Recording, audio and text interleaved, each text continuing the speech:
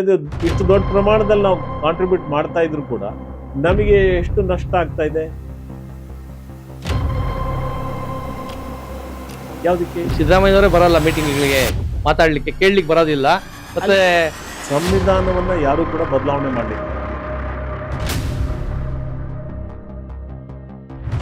ಈಗ electronic missions ಬಂದಿದೆ, ಆದರೆ ಕಾಂಗ್ರೆಸ್ಗೆ ಅದ್ರ ಮೇಲೆ ನಂಬಿಕೆ ಇಲ್ಲ.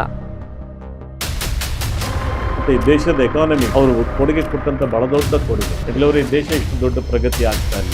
ಕಾಂಗ್ರೆಸ್ಸಿನ ಸರ್ಕಾರಗಳ ಏನೇ ಅದು ರಾಜೀವ್ ಗಾಂಧಿ ಅವರು ಇರ್ಬೋದು, ನರಸಿಂಹರಾವ್ ಇರ್ಬೋದು, ಮನಮೋಹನ್ ಸಿಂಗ್ ಅವರು, ಸೋನಿಯಾ ಗಾಂಧಿ ಅವರ ಸರ್ಕಾರಗಳೇ 50% ಮೀಸಲಾತಿಯನ್ನ ತಗೊಂಡು ಬಂದಂತವ್ರು. ಇನ್ನು ನಿಜವಾಗ್ಲೂ ಕೂಡ ಮಹಿಳಾ ಮೀಸಲಾತಿ ಪಾಸ್ ಆಗ್ಬೇಕು ಅಂತ ಇದ್ದಿದ್ರೆ ನೀವ್ ಏನ್ ಮಾಡ್ತಿದ್ದೀರಿ ಅಂತ ಹೇಳಿದ್ರೆ, 3 ವರ್ಷಗಳಿಂದ ನೀವು ಸುಮ್ಮನೆ ಇದ್ರಿ. ಹೋಗ್ಲೇ 1 ವರ್ಷಕ್ಕೆ ಮೊದಲಾದ್ರೂ ಅದನ್ನ ತಗೊಳ್ಬೋದಾಗಿತ್ತು. ವ್ಯೂ ಡಿವಿಷನ್ಗೆ ಸ್ವಾಗತ. ನಾನು ಬಿ ಸುರೇಶ್. ಇಂದು ನಮ್ಮೊಂದಿಗೆ ಸಜ್ಜನ ಮತ್ತು ಪ್ರಬುದ್ಧ ರಾಜಕಾರಣಿ, ನಮ್ಮ ಜಿಲ್ಲೆಯ ಹೆಮ್ಮೆಯ ಪುತ್ರರಾದಂಥ VR ಸುದರ್ಶನ್ ಅವರಿದ್ದಾರೆ. ಅವರ ಒಂದು ನಡೆದು ಬಂದ ದಾರಿ ಏನಿದೆ ಅದ್ರ ಬಗ್ಗೆ ತಿಳ್ಕೊಳ್ಳೋಣ. ಸರ್ ನಮಸ್ಕಾರ, ವ್ಯೂ ಡಿವಿಷನ್ಗೆ ಸ್ವಾಗತ. ಸರ್ ನಮಸ್ಕಾರ.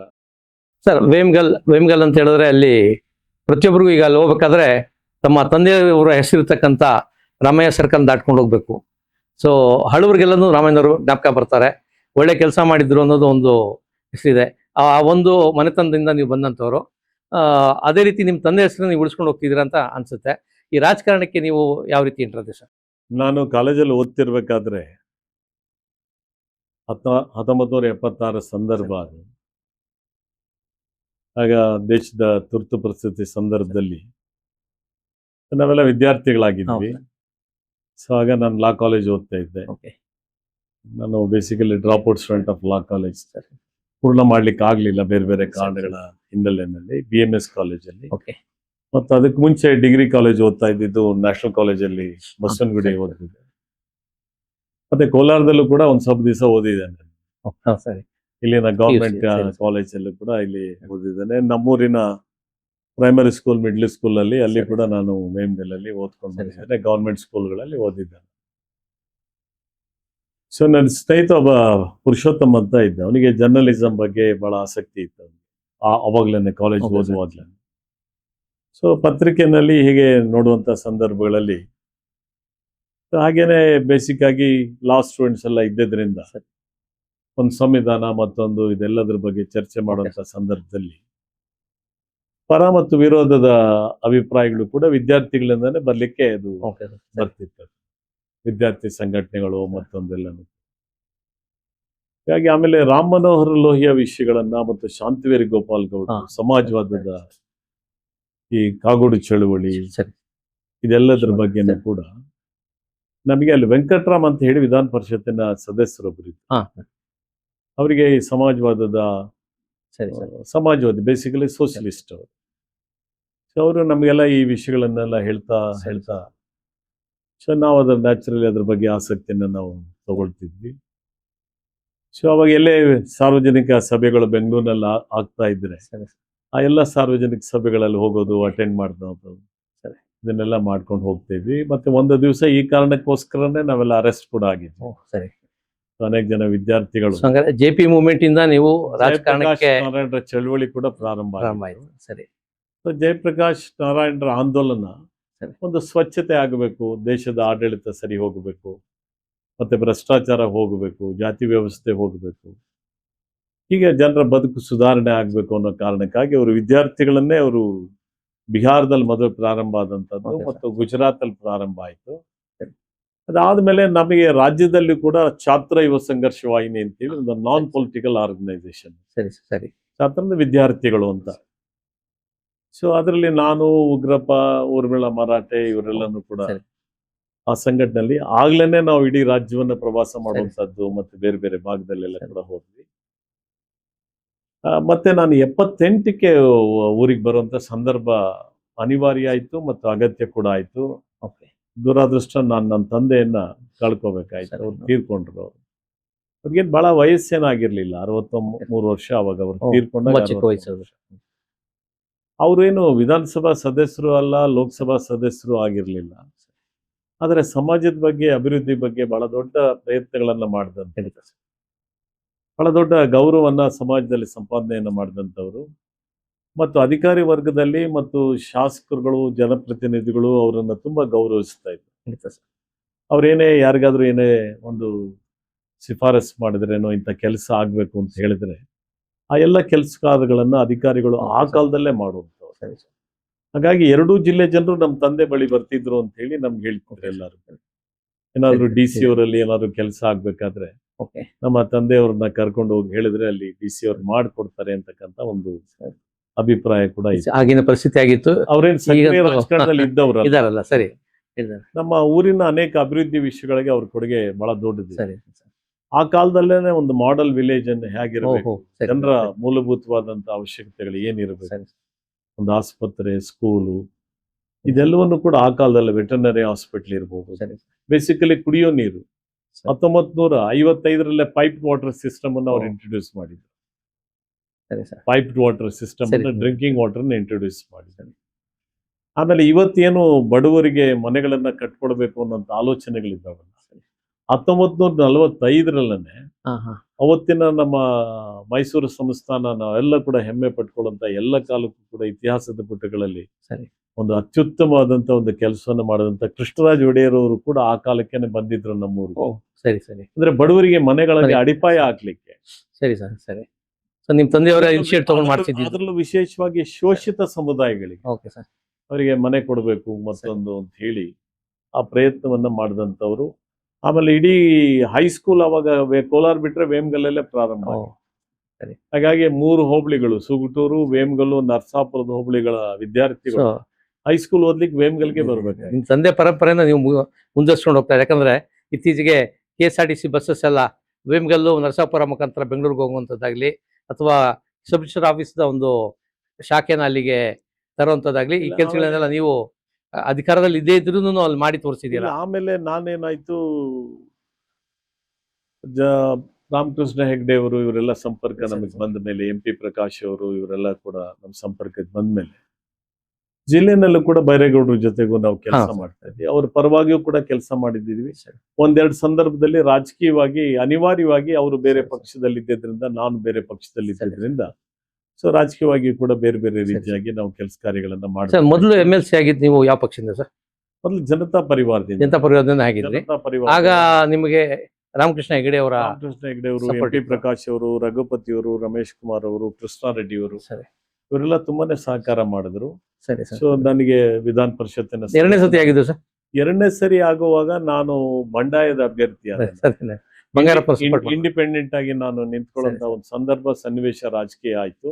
ಸರಿ. ಸೊ ಆ ಸಂದರ್ಭದಲ್ಲಿ ಬಂಗಾರಪ್ಪನವರು ಅವರು ಒಂದು ಕಾಂಗ್ರೆಸ್ ಇಂದ ಹೊರಗೆ ಬಂದಿದ್ರು.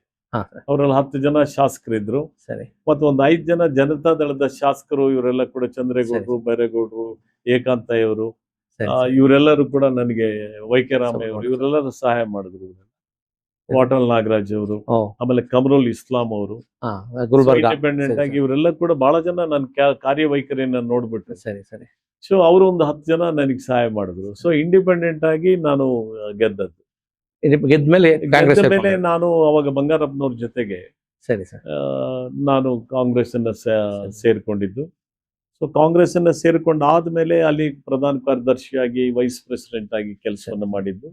ಮತ್ತೆ 2 ಸಂದರ್ಭಗಳಲ್ಲಿ ಕೂಡ ನಾನು ವಿರೋಧ ಪಕ್ಷದಲ್ಲಿ ಕೂತ್ ಕೆಲಸ ಮಾಡುವಂತ ಸಂದರ್ಭ. Okay sir.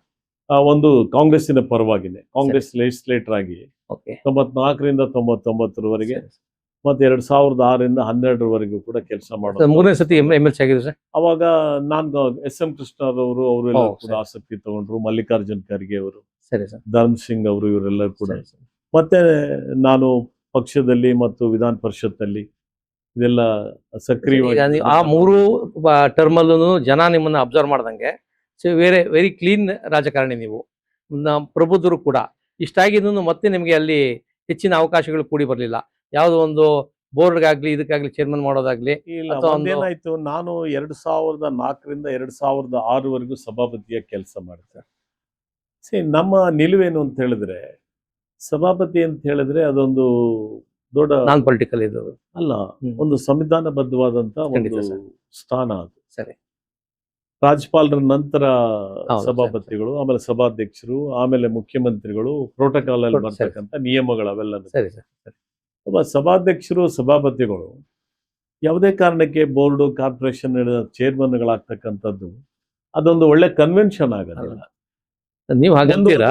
ಒಂದು ಸಂಘಟನೆಯಲ್ಲಿ ಏನಾದ್ರೂ ಹೋಗಿ ಕೆಲಸ ಮಾಡುವಂತದ್ದು ಬೇರೆ, ಒಂದು ಜಮಖಾನ ಹಾಕೊಳ್ಳುವಂತದ್ದು, ಜನರ ಪರವಾಗಿ ಹೋರಾಟ ಮಾಡ್ತಕ್ಕಂಥದ್ದು ಸರ್, ಅದಕ್ಕೆ ಬೇರೆ. ಅದಕ್ಕಾಗಿ ಸರ್ಕಾರಿ ವ್ಯವಸ್ಥೆನಲ್ಲಿ ಹೌದು ಸರ್ಕಾರಿ ವ್ಯವಸ್ಥೆನಲ್ಲಿ ಒಂದು ಬೋರ್ಡು ಕಾರ್ಪೊರೇಷನ್ಗಳ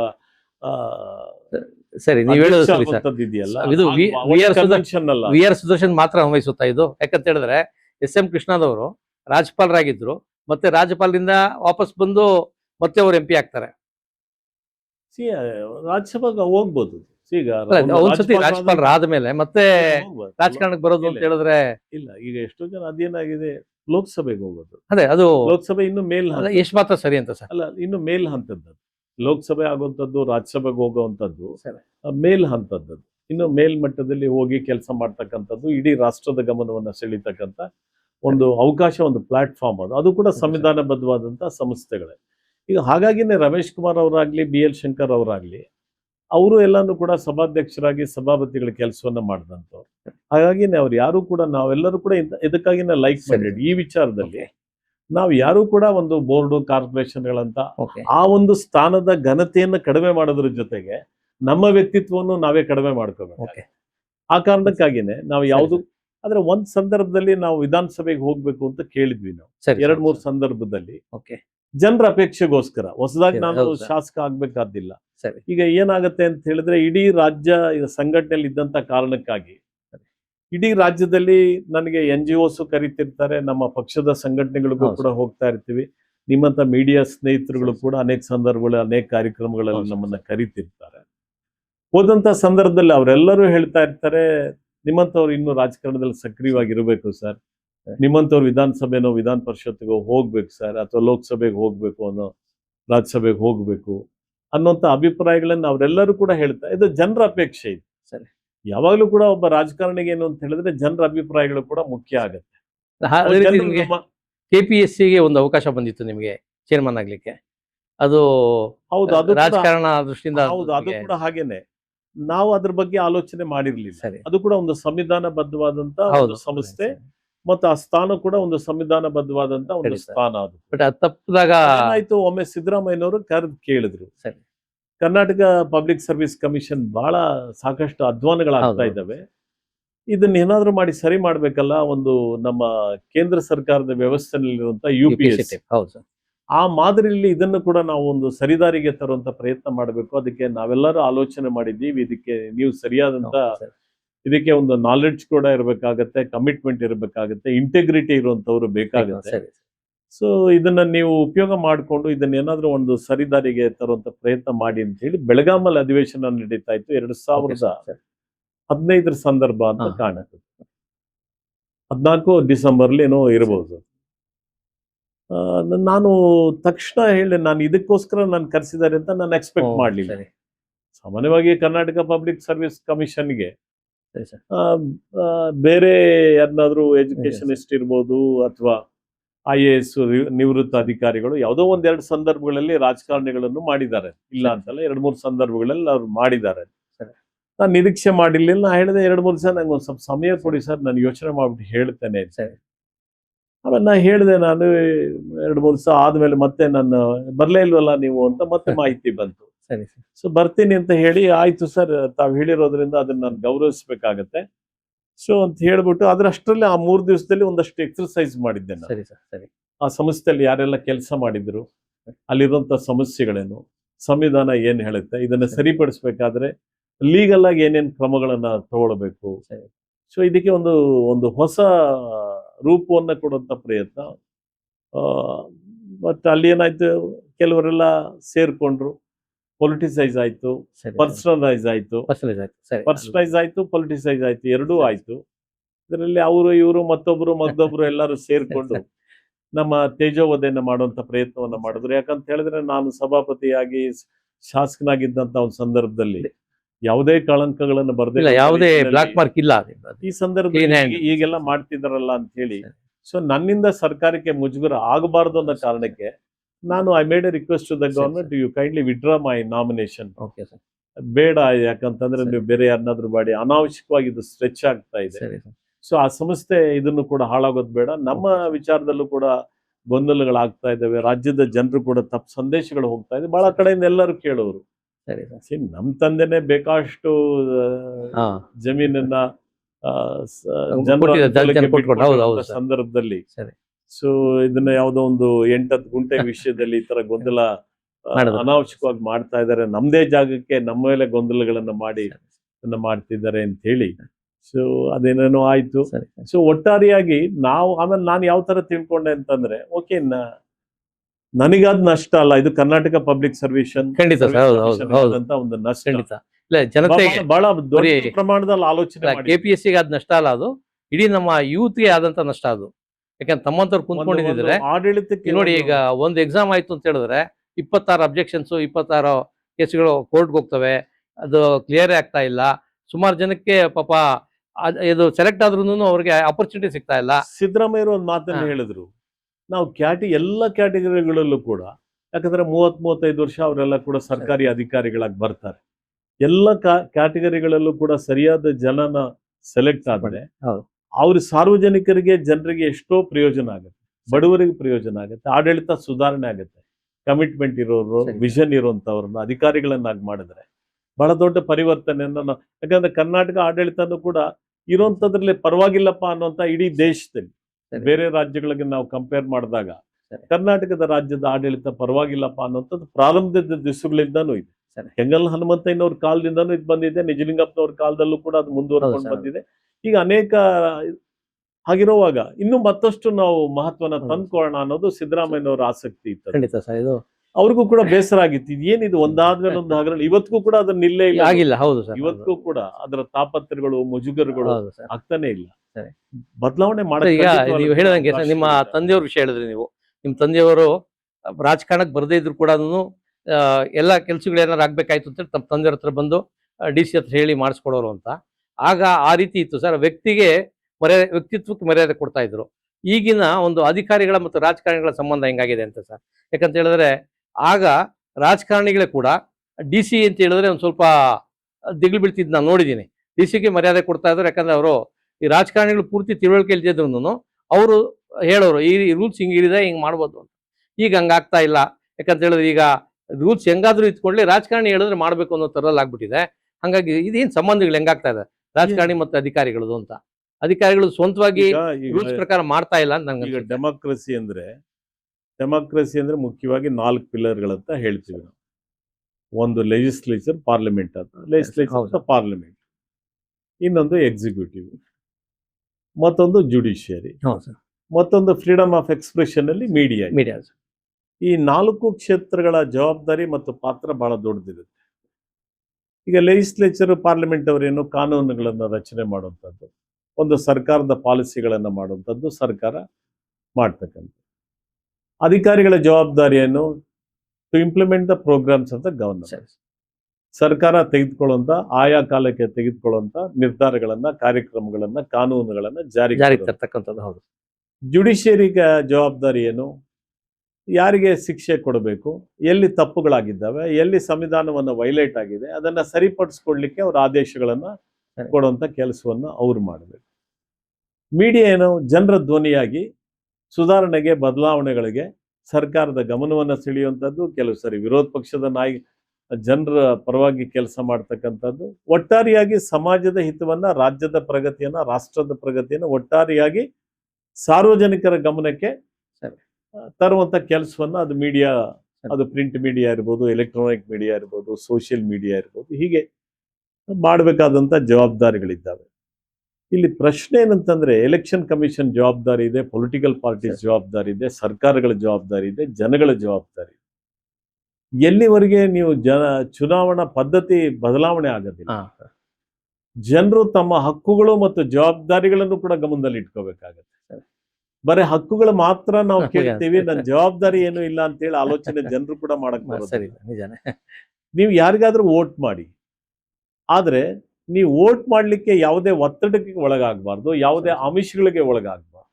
ನಿಮ್ಮ ಪಾಡಿಗೆ ನೀವು ಬಂದು, ನಿಮ್ಗೆ ಯಾವ ರಾಜಕೀಯ ಪಕ್ಷನೋ, ಯಾವ ವ್ಯಕ್ತಿ ಇಷ್ಟ ಆಗ್ತಾನೋ ಅವರಿಗೆ ಒಂದು 60% ಬಂದು ವೋಟ್ ಮಾಡಿಬಿಟ್ರೆ ಅನೇಕ ಸುಧಾರಣೆಗಳನ್ನ, ಬದಲಾವಣೆಗಳನ್ನ ನಾವು ವ್ಯವಸ್ಥೆನಲ್ಲಿ ತರೋದಕ್ಕೆ ಸಾಧ್ಯ ಆಗುತ್ತೆ. ಕರಪ್ಷನ್ ಅನ್ನು ಕೂಡ ಕಡಿಮೆ ಮಾಡೋದಕ್ಕೆ ಸಾಧ್ಯ ಆಗುತ್ತೆ.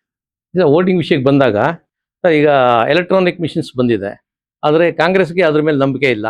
ನಾವು ಮತ್ತೆ ಬ್ಯಾಲೆಟ್ ಪೇಪರ್ಗೆ ಹೋಗೋಣ ಅಂತ ಹೇಳ್ತಾ ಇದ್ದಾರೆ. ಮತ್ತು ಇದು ಈಗ ಲೋಕಲ್ ಎಲೆಕ್ಷನ್ಸ್ಗೆ ಬ್ಯಾಲೆಟ್ ಪೇಪರ್ಗೆ ಅಂತಲೇ ಅವರು ಒಪ್ಪಿಗೆ ಕೂಡ ಕೊಟ್ಟಾಗಿದೆ. ಅದು ಯಾಕೆ, ಏನು ಅನಿಸ್ತಾ ಇದೆ ಸರ್ ನಿಮ್ಗೆ, ಏನು ಅದ್ರ ಪ್ರಾಬ್ಲಮ್ ಇದೆ ಅಂತ? ಇದು ಇನ್ಫ್ಯಾಕ್ಟ್ ಇದನ್ನ UPA ಸರ್ಕಾರನ ಇಂಟ್ರೊಡ್ಯೂಸ್ ಮಾಡಿದ್ದು. ಹಾಂ ಸರ್, ಖಂಡಿತ ಹೌದು. ರಾಜೀವ್ ಗಾಂಧಿ ಅವರೇ ಮಾಡಿದ್ದು ಎಲೆಕ್ಟ್ರಾನಿಕ್ ವೋಟಿಂಗ್ ಮೆಷಿನ್. ಹೌದು. ಇದನ್ನ UPA ಸರ್ಕಾರ, ಮನಮೋಹನ್ ಸಿಂಗ್ ಅವರ ಸರ್ಕಾರ. ಮನಮೋಹನ್ ಸಿಂಗ್ ಅವರ ಸರ್ಕಾರ ಒಂದು ಪ್ರಗತಿ ಪರವಾದಂತಹ ಸರ್ಕಾರ, ದೇಶದಲ್ಲಿ ಒಬ್ಬ ಪ್ರಾಮಾಣಿಕ ಕೂಡ ಅವರು. ಸರಿ. ಮತ್ತೆ ಈ ದೇಶದ ಎಕಾನಮಿಗೆ ಸರಿ. ಅವರು ಕೊಡುಗೆ ಕೊಟ್ಟಂತ ಬಹಳ ದೊಡ್ಡ ಕೊಡುಗೆ. ಇಲ್ಲವರೆ ಈ ದೇಶ ಇಷ್ಟು ದೊಡ್ಡ ಪ್ರಗತಿ ಆಗ್ತಾ ಇರಲಿಲ್ಲ. ಓಕೆ. ಈ ದೇಶ ಪ್ರಗತಿ ಆಗಿರೋದು ಕೇವಲ 8 ವರ್ಷದಲ್ಲ. ಸರಿ. 90ರಲ್ಲಿ ಏನು ಕುಸಿದು ಬಿದ್ದಿತ್ತಲ್ಲ, ನಮ್ಮ ಸರಿ. ದೇಶದ ಎಕಾನಮಿ ಕುಸಿದು ಬಿದ್ದಿತ್ತಲ್ಲ, ಸರಿ.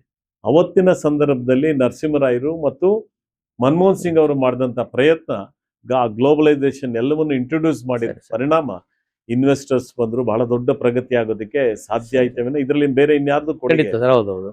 ಅದಕ್ಕೂ ಮುಂಚೆನೆ ಕೂಡ ಗ್ರೀನ್ ರೆವಲ್ಯೂಷನ್ ಆಯ್ತು ಈ ದೇಶದಲ್ಲಿ. ಸರಿ. ಇಂದಿರಾ ಗಾಂಧಿ ಅವರು, ಜಗಜೀವನ್ ರಾಮ್ ಅವರ ಪ್ರಯತ್ನದಲ್ಲಿ ಒಂದು ಗ್ರೀನ್ ರೆವಲ್ಯೂಷನ್, ವೈಟ್ ರೆವಲ್ಯೂಷನ್, ಅಂದ್ರೆ ಕ್ಷೀರ ಕ್ರಾಂತಿ, ಹಸಿರು ಕ್ರಾಂತಿ, ನಮ್ಮ ಎಂ.ವಿ. ಕೃಷ್ಣಪ್ಪ ಇದೆಲ್ಲ ಕೂಡ ಸರಿ. ನಮ್ಮ ಜಿಲ್ಲೆನಲ್ಲಿ ಎಂ.ವಿ. ಹೌದು, ಕೃಷ್ಣಪ್ಪನವರು ಸರಿ. ನೆನಪಾಗ್ತಾರೆ. ನಮ್ಮ ಜಿಲ್ಲೆನಲ್ಲಿ ಪಟ್ಟಾಭಿರಾಮನ್ ಅವ್ರು ನೆನಪಾಗ್ತಾರೆ ಖಂಡಿತ ಸರ್. ಅಲ್ವಾ? ನಮ್ಮ ಹೌದು, ಜಿಲ್ಲೆನಲ್ಲಿ ಹೌದು. ಚೆನ್ನೈನವ್ರು ನೆನಪಾಗ್ತಾರೆ. ಖಂಡಿತ. ಕೋಆಪರೇಟಿವ್ ನಲ್ಲಿ ನಾಗೇರೆಡ್ಡಿ ಅವ್ರು ನೆನಪಾಗ್ತಾರೆ. ಹೌದು. ಅನೇಕ ಜನರು ಅವತ್ತು ಆಡಳಿತ ಪಕ್ಷದ ಭಾಗವಾಗಿ ಇವರು ಅಭಿವೃದ್ಧಿ ಬಗ್ಗೆ ಬಹಳ ದೊಡ್ಡ ಪ್ರಯತ್ನಗಳನ್ನ ಮಾಡಿದಂಥವ್ರು.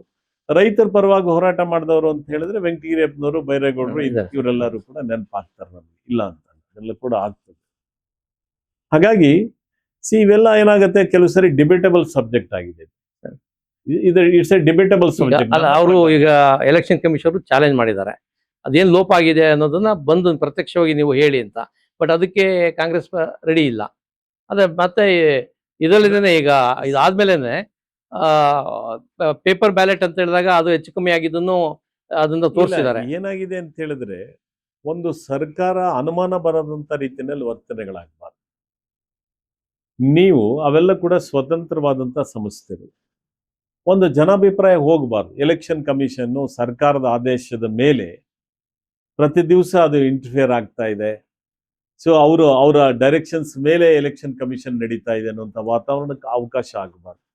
ಅದು ಇನ್ವೆಸ್ಟಿಗೇಷನ್ ಏಜೆನ್ಸಿ ಇರ್ಬೋದು, ಅದು ಯಾವುದೇ ಸರ್ಕಾರ ಇರ್ಬೋದು, CBI ಇರ್ಬೋದು, ಎಲೆಕ್ಷನ್ ಕಮಿಷನ್ ಇರ್ಬೋದು, ED ಇರ್ಬೋದು. ಇವೆಲ್ಲ ಕೂಡ ಹಾಗಿದ್ರೆ ಹಿಂದಿನ ಸಂದರ್ಭಗಳಲ್ಲಿ ಇರ್ಲಿಲ್ಲ ಅಂತಲ್ಲ, ಆದ್ರೆ ಇವತ್ತು ಹೆಚ್ಚು ವಿಸಿಬಲ್ ಇದೆ. ಅದನ್ನ ನೀವು ಜುಡಿಷಿಯರಿ ಪ್ರಶ್ನೆ ಮಾಡ್ಬೋದು ಸರ್. ಜುಡಿಷಿಯರಿ ಮೇಲೆ ನಂಬಿಕೆ ಇದೆಯಲ್ಲ? ಜುಡಿಷಿಯರಿ ಮೇಲೆ ಖಂಡಿತವಾಗಿ ನಂಬಿಕೆ ಇದೆ, ಮತ್ತೆ ಅಲ್ಲಿ ಪ್ರಶ್ನೆ ಮಾಡ್ಬೋದಾಗಿತ್ತಲ್ಲ. ಜುಡಿಷಿಯರಿನಲ್ಲೂ ಕೂಡ ಇವತ್ತು ಏನಾಗಿದೆ, ಅದು ಕೂಡ ಅಲ್ಲೊಂದ್ ಕಡೆ ಇಲ್ಲೊಂದ್ ಕಡೆ ಶಿಥಿಲ ಆಗ್ತಾ ಇದೆ. ಯಾಕಂದ್ರೆ ಕೆಲವು ಜಡ್ಜಸ್ ಏನೆಲ್ಲ ರಿಯಾಕ್ಟ್ ಮಾಡಿದ್ದಾರೆ ಅಂತ ಕೂಡ ನಾವು ನೋಡ್ತಾ ಇದ್ದೀವಿ. ಆದ್ರೆ ಒಟ್ಟಾರೆಯಾಗಿ ಬೇರೆ ದೇಶಗಳ ಪ್ರಜಾಪ್ರಭುತ್ವದ ವ್ಯವಸ್ಥೆನ ನಾವು ನೋಡ್ಕೊಂಡ್ರೆ ನಾವು ಖಂಡಿತವಾಗ್ಲೂ ಕೂಡ ನೆಹರು ನಾವು ನೆನಪು ಮಾಡ್ಕೊಳ್ಬೇಕು. ಬಹಳ ದೊಡ್ಡ ಫೌಂಡೇಶನ್ ಅನ್ನು ಹಾಕ್ಬಿಟ್ಟಿದ್ದಾರೆ ಮಾಡರ್ನ್ ಇಂಡಿಯಾ ಕಲ್ಪನೆಗೆ. ಡೆಮಾಕ್ರೆಟಿಕ್ ಪ್ರೋಸೆಸ್ ಅನ್ನ ಬಹಳ ವಿತ್ ಕಮಿಟ್ಮೆಂಟ್ ಅಂಡ್ ವಿಷನ್ ಇಂದ ಯಾರಾದ್ರೂ ಈ ದೇಶದಲ್ಲಿ ಬಹಳ ದೊಡ್ಡ ಪ್ರಯತ್ನವನ್ನ ಮಾಡಿದ್ರೆ ಅದು ಪಂಡಿತ್ ನೆಹರೂರವರು. ಅದಕ್ಕೆ ಪೂರಕವಾಗಿ ನಮ್ಗಿರುವಂತ ಒಂದು ದೊಡ್ಡ ಸಂವಿಧಾನ, ಅಂಬೇಡ್ಕರ್ ಅವರ ಅಧ್ಯಕ್ಷತೆಯಲ್ಲಿ ಇರುವಂತ ಒಂದು ಬಹಳ ದೊಡ್ಡ ಸಂವಿಧಾನ ಅಲ್ವಾ? ಯಾಕಂತ ಹೇಳಿದ್ರೆ ನಮ್ಮ ಸಂವಿಧಾನ ಇವತ್ತು ನಾವು ಯಾವುದೇ ದೇಶದ ಸಂವಿಧಾನಕ್ಕೂ ನಾವು ಹೋಲಿಕೆಯನ್ನ ಮಾಡ್ಕೊಳ್ಬಹುದು. ಅಂದ್ರೆ ಎಲ್ಲೆಲ್ಲಿ ಪ್ರಜಾಪ್ರಭುತ್ವದ ವ್ಯವಸ್ಥೆ ಇದೆ ಆ ದೇಶದ ಸಂವಿಧಾನಗಳಿಗೆ ನಾವು ಹೋಲಿಕೆಯನ್ನ ಮಾಡ್ಕೊಂಡ್ರೆ ಇದೊಂದು ಜನಪರವಾದಂತಹ ಸಂವಿಧಾನ, ಒಂದು ಮಾನವೀಯ ಪರವಾದಂತಹ ಒಂದು ಸಂವಿಧಾನ, ಅಭಿವೃದ್ಧಿಯ ಪರವಾಗಿರ್ತಕ್ಕಂಥ ಒಂದು ಸಂವಿಧಾನ. ಬಟ್ ಆಗ ಅಂಬೇಡ್ಕರ್ ಅವರು ರಚನೆ ಮಾಡಿದಾಗ ಸಮಾಜವಾದ ಮತ್ತು ಜಾತ್ಯತೀತ ಅನ್ನೋದನ್ನ ಬೇಡ ಅಂತ ಹೇಳಿದ್ರು. ಆದ್ರೆ ನೀವು ಅದನ್ನ ಕಾಂಗ್ರೆಸ್ ಅವರು ಅದನ್ನ ಸೇರಿಸಿದ್ರಿ. ಏನ್ ನೆಸಿಟಿ ಇತ್ತು? ನಾವು ಕಾಂಗ್ರೆಸ್ ಪಾರ್ಟಿಯಲ್ಲಿ ಸೇರಿಸ್ಕೊಂಡಿದ್ದಲ್ಲ. ಅದು ಇಂದಿರಾ ಗಾಂಧಿ ಅವರು ಪಾರ್ಲಿಮೆಂಟ್ 1975 ನಲ್ಲಿ ಪಾರ್ಲಿಮೆಂಟ್ ನೋಡಿ, ಸಂವಿಧಾನವನ್ನ ಯಾರು ಕೂಡ ಬದಲಾವಣೆ ಮಾಡ್ಲಿಕ್ಕೆ ಆಗೋದಿಲ್ಲ. ಸಂವಿಧಾನವನ್ನ ನಮಗೆ ನಾವೇ ನವೆಂಬರ್ 26ನೇ ತಾರೀಕು 1949ರಲ್ಲಿ ನಮಗೆ ನಾವೇ ಅರ್ಪಣೆ ಮಾಡ್ಕೊಂಡಿದ್ದೇವೆ. ಅದನ್ನ ಸಂವಿಧಾನವನ್ನ ಅದನ್ನ ಬದಲಾವಣೆ ಮಾಡುವಂತ ಪ್ರಯತ್ನಗಳು ಯಾರು ಕೂಡ ಮಾಡ್ಲಿಕ್ಕೆ ಸಾಧ್ಯ ಆಗಲ್ಲ. ಮಾಡಿದ್ರೆ ಈ ದೇಶದಲ್ಲಿ ತಿದ್ದುಪಡಿ ಆಗುತ್ತೆ, ಅದು ಒಳ್ಳೆ ಲಕ್ಷಣಗಳು ಕೂಡ ಅಲ್ಲ. ಆದ್ರೆ ಅಮೆಂಡ್ಮೆಂಟ್ಸ್ ಅನ್ನ ಮಾಡ್ಕೊಳ್ಳಿಕ್ಕೆ ಖಂಡಿತವಾಗ್ಲೂ ಅಮೆಂಡ್ಮೆಂಟ್ಸ್ ಗೆ 2/3 ಮೆಜಾರಿಟಿ ಇದ್ದಂತ ಒಂದು ಸಂದರ್ಭದಲ್ಲಿ ಮಾತಾಡ್ಲಿಕ್ಕೆ ಅವಕಾಶ ಇಲ್ಲದೆ ಇದ್ದಾಗ ಅವ್ರು ಅದನ್ನ ಇಂಪ್ಲಿಮೆಂಟ್ ಮಾಡಿ ನೆಲ್ಲಿ ಆಗ ಹೆಂಗಿತ್ತು ಅಂತ ಹೇಳಿದ್ರೆ ಪ್ರೆಸ್ಗೂ ಅವಕಾಶ ಇರಲಿಲ್ಲ ಮಾತಾಡ್ಲಿಕ್ಕೆ, ಎಲ್ಲರೂ ಜೈಲಿಗೆ ನುಗ್ತಾ ಇದ್ರು. ವಿರೋಧ ಪಕ್ಷವ್ರನ್ನು ಜೈಲಿಗೆ ನುಗ್ತಾ ಇದ್ರು. ಇನ್ನು ಪಾರ್ಟಿಲಿ ಇರ್ತಕ್ಕಂಥವ್ರಿಗೂ ಹೆದರಿಕೆ ಇತ್ತು, ಹೆಂಗ್ ಮಾತಾಡ್ಲಿಕ್ಕೆ ಆಗ್ತಾ ಇತ್ತು. ಅಲ್ಲ, ಒಟ್ಟಾರೆಯಾಗಿ ನಮ್ಮ ಸಂವಿಧಾನದ ಆಶಯ ಏನಿದೆಯಲ್ಲ, ನಮ್ಮ ಸಂವಿಧಾನದ ಆಶಯ ಸೆಕ್ಯುಲರಿಸಂ, ನಮ್ಮ ಸಂವಿಧಾನದ ಆಶಯ ಹಂಗಿದ್ರೆ ಸಂವಿಧಾನ ರಚನೆ ಮಾಡಿದಾಗ ಸೇರಿಸಬಹುದಾಗಿತ್ತಲ್ಲ ಸರ್. ಏನು ಸಮಾಜವಾದ ಅಂದ್ರೆ ಒಂದು ಸಮಾನತೆ. ಈಗ ಬಸವಣ್ಣನವರು, ಈಗ 12ನೇ ಬಸವಣ್ಣನವರಿಗೆ ಮೊನ್ನೆ ನಾವು ಅವರ ಜಯಂತಿಯನ್ನು ಆಚರಣೆ ಮಾಡಿದ್ವಿ. ಯಾಕೆ ಮಾಡಿದ್ವಿ? ಎಂದಿಗೂ ಪ್ರಸ್ತುತ ಅವರು ಹಾಗೂ ಈಗೂ ಬಹಳ ದೊಡ್ಡ ಪರಿವರ್ತನೆ ತಂದಂತವ್ರು, ಅನುಭವ ಮಂಟಪವನ್ನ ಆ ಕಾಲಕ್ಕೆ ಕಲ್ಪನೆಯನ್ನ ತಂದಂತವ್ರು. ಅಲ್ಲಮ ಪ್ರಭುಗಳ ಸಭಾಧ್ಯಕ್ಷತೆಯಲ್ಲಿ ಎಲ್ಲ ಸಮುದಾಯಗಳನ್ನ ಸೇರಿಸ್ಬಿಟ್ಟು ಒಂದು ಅನುಭವ ಮಂಟಪವನ್ನ ತಯಾರು ಮಾಡಿದಂತ ಎಲ್ಲ ವರ್ಗದವರು ಇದ್ರು ಅಲ್ಲಿ. ಸರಿ, ಯಾಕೆ ಇಡೀ ಅದು ಸಮಾಜವಾದನೆ. ಹಾಗೆ ನೋಡಕ್ ಅವತ್ತೇ ಫಸ್ಟ್ ಇಂಟ್ರೊಡ್ಯೂಸ್ ಮಾಡಿದವ್ರು ಯಾರಪ್ಪ ಅಂದ್ರೆ ಸಮಾಜವಾದನ ಬಸವಣ್ಣನ. ಅದು ನಮ್ಮ ಸಂವಿಧಾನಕ್ಕೂ ಕೂಡ ಸ್ಫೂರ್ತಿ ಇದೆ, ಇಲ್ಲ ಅಂತಲ್ಲ. ಬಟ್ ಯಾಕೆ ಅಂಬೇಡ್ಕರ್ ಯಾಕೆ ಬೇಡ ಅಂದ್ರು ಸರ್ ಅದನ್ನ? ಈ ನೆಲದ ಮಣ್ಣಿನ ಗುಣಗಳದು. ಈಗ ಎಷ್ಟೋ ಅಮೆಂಡ್ಮೆಂಟ್ಸ್ ಬಂದಿದ್ದಾವೆ. ಅಮೆಂಡ್ಮೆಂಟ್ಸ್ ಈಗ 131ನೇ ಅಮೆಂಡ್ಮೆಂಟ್ ಅನ್ನು ಈಗ ಮೊನ್ನೆ ಇಂಟ್ರೊಡ್ಯೂಸ್ ಮಾಡಿದಾರಪ್ಪ. ಈಗ 131ನೇ ಅಮೆಂಡ್ಮೆಂಟ್ಸ್ ಅನ್ನ ಮಹಿಳಾ ಮೀಸಲಾತಿ ಈಗ 23ರಲ್ಲಿ ಎಲ್ಲರೂ ಸೇರಿ ಹೊಸ ಪಾರ್ಲಿಮೆಂಟ್ ಭವನದಲ್ಲಿ ಅದನ್ನ ಮಂಜೂರಾತಿ ಮಾಡಿಕೊಂಡು. ಸರಿ, ಈಗ ಮಹಿಳಾ ಮೀಸಲಾತಿಯನ್ನ ಯಾರ್ದು ತಕರಾರಿಲ್ಲ. 50% ಮೀಸಲಾತಿಯನ್ನ ಗ್ರಾಮ ಪಂಚಾಯತಿಗಳಲ್ಲಿ, ತಾಲೂಕಾ ಪಂಚಾಯತಿಗಳಲ್ಲಿ, ಜಿಲ್ಲಾ ಪಂಚಾಯತಿಗಳಲ್ಲಿ, ಪಟ್ಟಣ ಪಂಚಾಯತಿಯಲ್ಲಿ, ಪುರಸಭೆಗಳಲ್ಲಿ, ನಗರಸಭೆಗಳಲ್ಲಿ, ಕಾರ್ಪೊರೇಷನ್ಗಳಲ್ಲಿ, ನಗರ ಪಾಲಿಕೆಗಳಲ್ಲಿ, ಮಹಾನಗರ ಪಾಲಿಕೆಗಳಲ್ಲಿ ಜಾರಿಗೆ ತಂದವರು ಯಾರು? ಕಾಂಗ್ರೆಸ್ಸಿನ ಸರ್ಕಾರಗಳ. ಅದು ರಾಜೀವ್ ಗಾಂಧಿ ಅವರು ಇರ್ಬೋದು, ನರಸಿಂಹರಾವ್ ಅವರು ಇರ್ಬೋದು, ಮನಮೋಹನ್ ಸಿಂಗ್ ಅವರು, ಸೋನಿಯಾ ಗಾಂಧಿ ಅವರ ಸರ್ಕಾರಗಳೇ 50% ಮೀಸಲಾತಿಯನ್ನ ತಗೊಂಡು ಬಂದಂತವ್ರು. ಅನೇಕ ಸಂದರ್ಭಗಳಲ್ಲಿ ಬಿಜೆಪಿಯವರು ಅದನ್ನ ವಿರೋಧ ಮಾಡಿದ್ದಾರೆ, ಸಹಕಾರ ಏನು ಮಾಡಲಿಲ್ಲ. ಆದ್ರೂ ಕೂಡ 23ರಲ್ಲಿ ಮಹಿಳಾ ಮೀಸಲಾತಿಯನ್ನ ಫಸ್ಟ್ ಆಗ್ಬೇಕು ಅಂತ ಹೇಳಿ ದೇಶದಲ್ಲಿ 96ರಲ್ಲಿ ಕಾಂಗ್ರೆಸ್ಸಿನ ಬೆಂಬಲದೊಂದಿಗೆ ಪ್ರಧಾನಮಂತ್ರಿಗಳಾಗಿದ್ದಂತ ದೇವೇಗೌಡರು ಫಸ್ಟ್ ಅದನ್ನ ತಂದ್ರು. ಅವತ್ತು ಸಕ್ಸಸ್ಫುಲ್ ಆಗ್ಲಿಲ್ಲ.